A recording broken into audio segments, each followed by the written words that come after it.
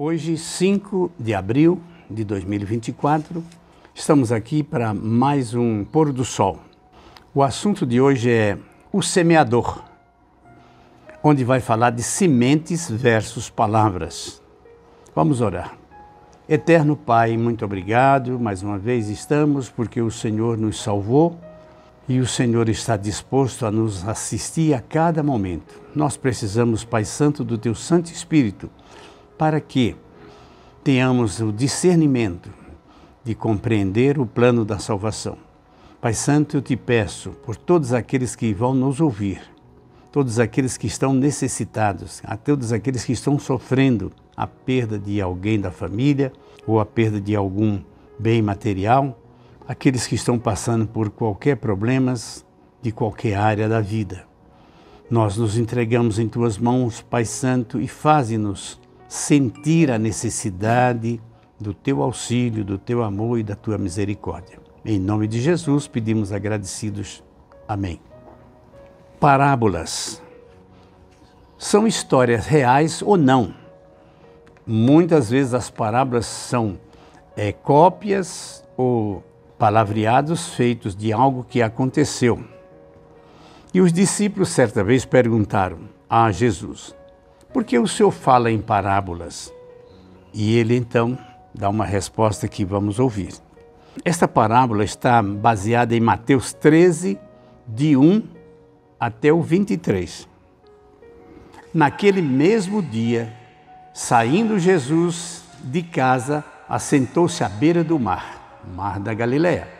E grandes multidões reuniram-se perto dele, de modo que ele entrou num barco e assentou-se, e toda a multidão ficou na praia. Jesus usava isso porque se ele ficasse em terra, a multidão com certeza ficava muito em cima. Ele se afastava um pouquinho num barco e falava de dentro do mar da Galileia. Muitas vezes ele falou por parábolas. E desta vez ele diz: eis que um semeador saiu a semear. E ao semear, uma parte da semente caiu à beira do caminho, vindo as aves do céu e as comeram. Outra parte caiu no solo rochoso, onde havia pouca terra, e logo nasceu, mas não havia terra profunda. Saindo o sol, queimou, como não tinha raízes, secou-se. Outra parte da semente caiu entre os espinhos, cresceram e sufocaram. Outra, enfim, caiu em boa terra, que deu fruto a 60 e a 30 por um. Quem tem ouvidos para ouvir, ouças. Muitas vezes nós não entendemos o que é que Cristo quis dizer com isso. Eu lembro quando eu ainda era bem pequeno, eu lia as parábolas e eu não entendia nenhuma delas, achava até algumas fora de contexto ou fora de aplicação. Mas aí eu li um livro maravilhoso que é Parábolas de Jesus. Eu pude entender que as parábolas de Cristo todas se referem a um só assunto. Ele fala para pescadores, fala para agricultores, fala para negociantes, fala para joalheiros e etc. Muito interessante quando as parábolas de Jesus têm uma aplicação para a vida de cada um de nós. E ele explica essa parábola. Por que mesmo? Os discípulos se aproximaram e perguntaram: por que falas em parábolas? Ao que Jesus respondeu: porque vós, outros, é dado conhecer dos mistérios do reino dos céus, mas aqueles que não lhes foi concedido não entendem. Pois ao que tem se dará mais em abundância, mas o que não tem, o pouco que tem lhe será tirado. Por isso lhes falo por parábolas, porque vendo não veem, ouvindo não ouvem, nem entendem. Aqui eu parava e dizia: por que não? Por que é que eles não podem entender? Sim, infelizmente existem pessoas que não podem entender os planos de Deus porque eles estão assediados pelo inimigo para perturbarem e pregar o erro. De sorte que nele se cumpre o que o profeta Isaías disse: ouvireis com os ouvidos e de nenhum modo entendereis. Vereis com os olhos e de nenhum modo percebeis. Porque o coração deste povo está endurecido, de mau grado ouviram com os ouvidos e fecharam os olhos, para que não suceda que, vendo com os olhos, ouçam com os ouvidos e entendam com o coração, e se convertam e sejam por mim curados. Bem-aventurado, porém, os vossos olhos, porque veem, e os vossos ouvidos, porque ouvem. Pois em verdade vos digo que muitos profetas justos desejaram que vedes e não ouviram. Atendei, pois, a palavra do semeador. A todos os que ouvem a palavra do reino e não compreendem, vem o maligno e arrebata o que lhe foi semeado no coração. Este é que foi semeado à beira do caminho. Então, o que é que ele quer dizer aqui? Que a semente que caiu à beira do caminho, ela foi comida pelas aves, foi pisada por quem passou e nada aproveitou-se. Isso representa aqueles que vão para a igreja ou ouvem qualquer mensagem e não entendem, não prestam atenção, como que estão cumprindo apenas um dever de estar ali. Isto é muito comum quando muitas vezes nós não estamos preparados nem sequer para ver e nem ouvir.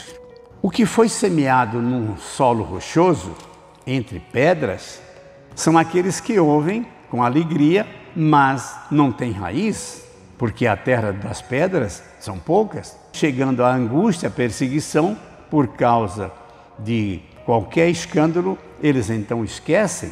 E o que foi semeado entre os espinhos? Nascem, crescem, mas são sufocados pelo espinho que cresce mais depressa. São aqueles que ouvem a palavra, até que gostam, entendem, provações tiram e fazem esquecer da lição que a parábola ou a palavra de Deus quis dizer. Mas o que foi semeado em uma boa terra?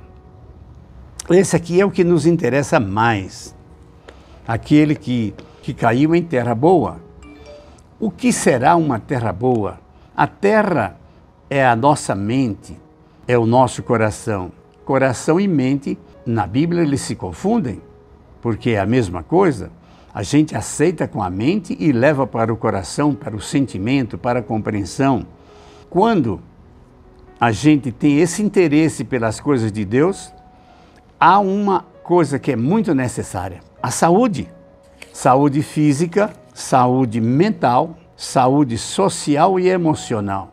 Estas coisas são muito necessárias. Muitas vezes a saúde física em muitas pessoas não é tão boa, mas ele tem uma mente sadia, ele tem uma sociedade que faz gosto em viver, e a emocional também, porque tem pessoas que não se abalam mesmo com a doença física.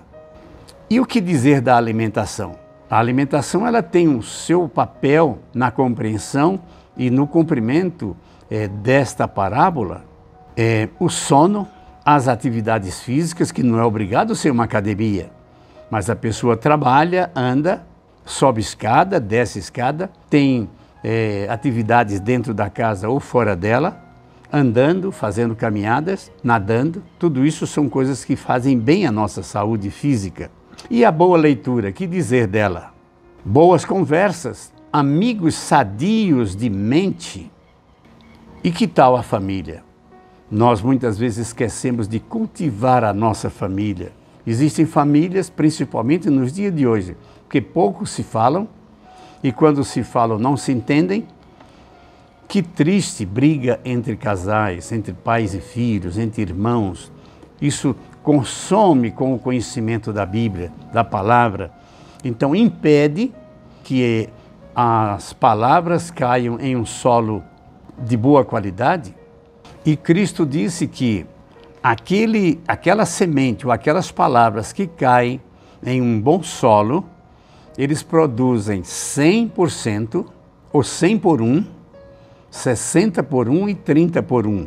Isso aqui é o ideal, que a palavra traga um benefício aos nossos conhecimentos e à nossa fé, à nossa esperança em Cristo. E há uma necessidade também que a gente pegue a Bíblia, leia as parábolas, pergunte, discutamos com pessoas que também têm esse interesse. Uma vez só, a gente às vezes não pode compreender, temos que ler diversas vezes, meditar sobre essas lições extraordinárias que vêm para nós através da palavra de Deus. Então a palavra de Deus são as sementes. E O campo é o mundo ou a igreja? Eu sei que muitas pessoas se decepcionam com a igreja, outros até falam mal da igreja, mas quem é a igreja? São paredes? A igreja são pessoas. E se nós estamos numa igreja que tem pessoas que têm falta de fé, sim, isso é natural, porque aqueles que têm falta de fé frequentam a igreja para ouvir melhor a palavra e adquirir a fé, treinar a fé.